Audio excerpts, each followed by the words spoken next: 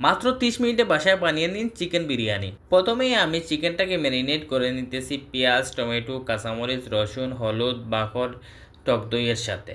তারপর ম্যারিনেট ভালো করে মিক্স করব। মিক্স করার পরে রেখে দিব 30 মিনিটের জন্য রেস্টে।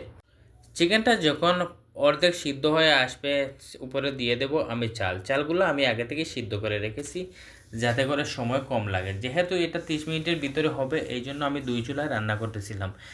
চালটা দিয়ে চিকেনটাকে ভালো করে ঢেকে দেবো। ঢেকে দেওয়ার পরে উপরে 3-4টা কাঁচামরিচ দিয়ে একটু ধনেপাতা ছড়িয়ে ছিটিয়ে দিয়ে অ্যালুমিনিয়াম ফয়েল পেপার দিয়ে ভালো করে যাতে বাইরে বাতাস না যেতে পারে সেরকমভাবে সিল করতে হবে।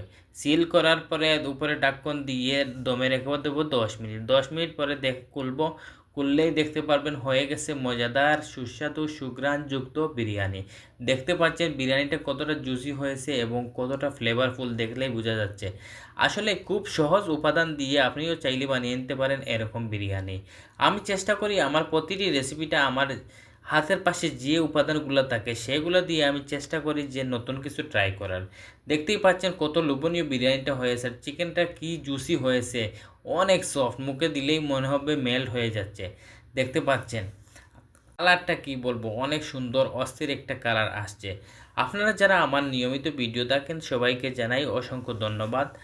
তো এখানে আমি নিয়েছি গার্লিক সস চিকেনের সাথে খেতে আমার অসংখ্য ভালো লাগে। আপনারা কারা গার্লিক সস খেয়েছেন বিরিয়ানির সাথে কমেন্ট করে জানাবেন। নিয়মিত আমার ভিডিও দেখবেন, লাইক কমেন্ট শেয়ার করতে ভুলবেন না।